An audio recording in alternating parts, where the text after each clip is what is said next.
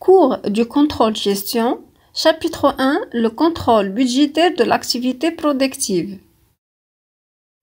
Après avoir analysé la méthode des coûts préétablis et analysé les écarts sur les charges directes, on passe maintenant à analyser les écarts sur les charges indirectes. Les écarts sur le coût de production subdivisent en deux catégories, les écarts sur les charges directes et les écarts sur les charges indirectes. Les écarts sur les charges directes comprennent les écarts sur la matière première et les écarts sur la main-d'œuvre, ainsi que pour chaque composante des charges directes, on doit calculer l'écart total, l'écart global et les sous-écarts, à savoir le sous-écart sur volume de production, sous-écart sur quantité et sous-écart sur le coût. Par contre, pour les charges indirectes, on doit calculer l'écart total, l'écart global et les sous-écarts, tels sous-écart sur volume de production, sous-écart sur rendement, sous-écart sur budget et sous-écart sur activité. L'écart total peut être calculé par la formule suivante. L'écart total, c'est le coût réel du centre moins le budget standard du centre. Pour l'écart global, elle est obtenue par la différence entre le coût réel du centre et le budget standard du centre adapté à la production réelle.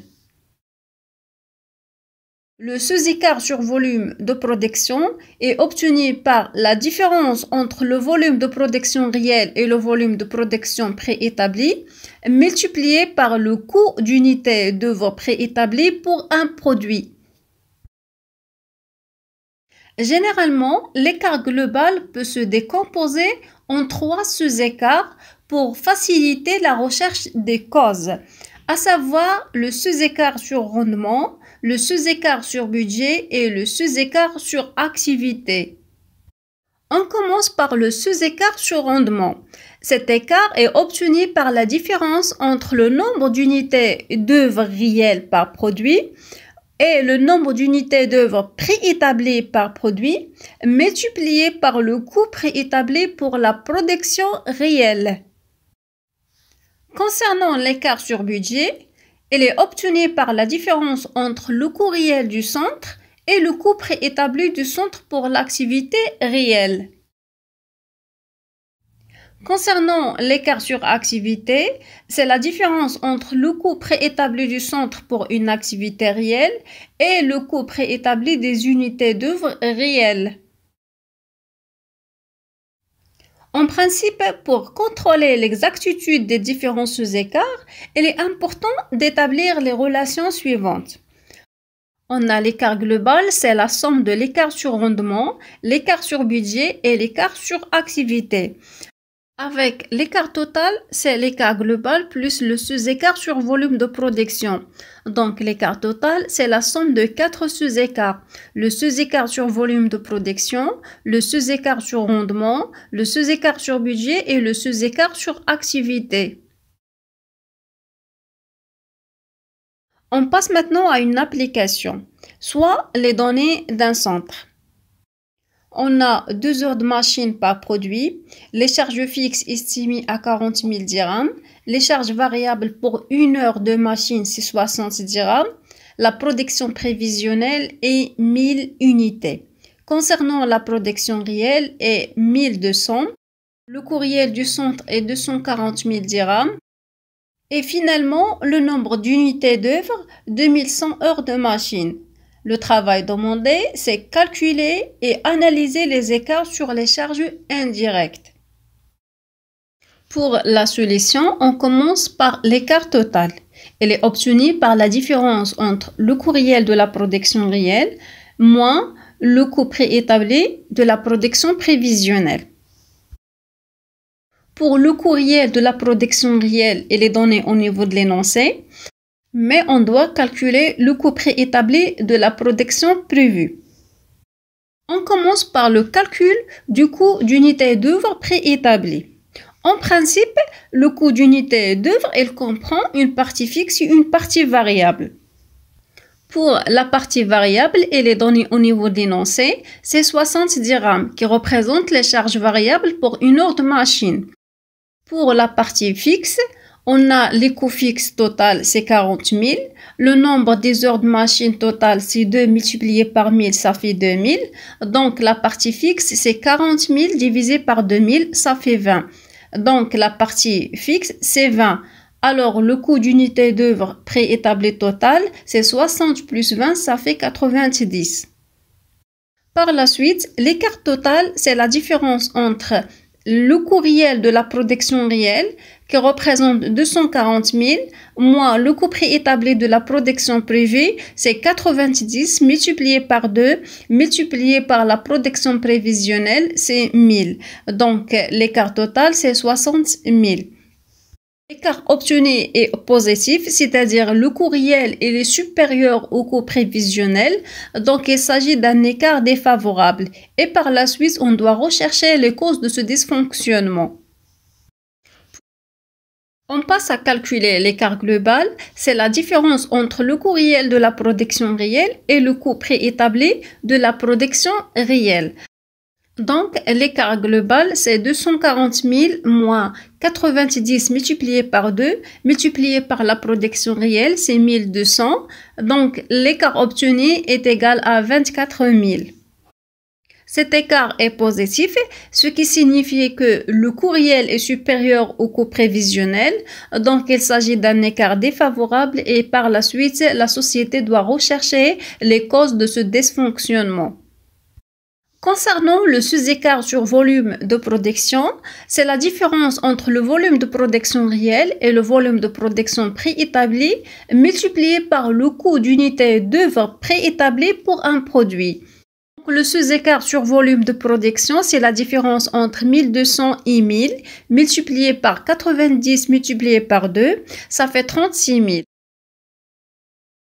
Concernant le sous-écart sur rendement, elle est obtenue par la différence entre le nombre d'unités d'œuvre réelles par produit et le nombre d'unités d'œuvre préétablies par produit multiplié par le coût préétabli pour la production réelle. On calcule d'abord le nombre d'unités d'œuvre réelles par produit. C'est le nombre d'unités d'œuvre, c'est-à-dire les heures de machine, divisé par la production réelle. Ça fait 2100 divisé par 1200. Donc, le nombre d'unités d'œuvre réelles est égal à 1,75. Par contre, le nombre d'unités d'œuvre préétablies par produit, c'est 2 heures de machine par produit. Il est donné au niveau de l'énoncé. Donc, le sous-écart sur rendement, c'est la différence entre 1,75 et 2 multiplié par 90 multiplié par 1200. Ça fait moins 27 000. Il s'agit d'un écart négatif, c'est-à-dire le coût réel est inférieur au coût prévisionnel, donc l'écart est favorable. Ce qui signifie que la société consomme moins d'heures de machine par produit que prévu, ce qui entraîne bien sûr une économie des coûts. Cette économie est estimée à 27 000 dirhams pour la production de 1200 produits. Pour le sous-écart sur budget, elle est obtenue par la différence entre le coût réel du centre et le coût préétabli du centre pour la production réelle. Avec le coût réel du centre est égal à 240 000 dirhams, elle est donnée au niveau de l'énoncé, mais on doit calculer le coût préétabli du centre adapté à la production réelle. Elle est obtenue par le coût variable d'une unité d'œuvre multiplié par le nombre d'unités d'œuvre réelles plus les charges fixes. Avec le coût variable d'une unité d'œuvre, c'est 60 dirhams, et le nombre d'unités d'œuvre réelles, c'est-à-dire la production réelle, estimée à 2100 unités. Par contre, les charges fixes est égales à 40 000 dirhams. Après les calculs, le sous-écart sur budget est égal à 53 000. Donc, il s'agit d'un écart positif, c'est-à-dire le coût réel est supérieur au coût prévisionnel. Donc, c'est un écart défavorable que la société doit rechercher les causes. Ce qui signifie que les charges indirectes réelles de l'atelier sont supérieures de 53 000 dirhams par rapport au budget adapté à la production réelle. Et finalement, on passe à calculer le sous-écart sur activité. Il est obtenu par la différence entre le coût préétabli du centre pour une activité réelle et le coût préétabli des unités d'œuvre réelles. Après les calculs, l'écart sur activité est égal à moins 2000. Il s'agit d'un écart négatif, c'est-à-dire que le coût réel est inférieur au coût prévisionnel, donc c'est un écart favorable. Ce qui signifie que le niveau d'activité réelle est supérieur au niveau d'activité prévisionnelle. Donc il s'agit de suractivité. Finalement, pour vérifier et contrôler l'exactitude des différents sous-écarts, on utilise les formules suivantes. On a l'écart global, c'est la somme de trois sous-écarts, c'est-à-dire le sous-écart sur rendement, le sous-écart sur budget et le sous-écart sur activité. Donc, selon les calculs, on a moins 27 000 plus 53 000 plus moins 2 000, ça fait 24 000. L'écart total, c'est la somme de l'écart global et le sous-écart sur volume de production. Avec la valeur de l'écart global est égale à 24 000, la valeur de sous-écart sur volume de production est égale à 36 000, donc la somme, ça fait 60 000, c'est la valeur de l'écart total.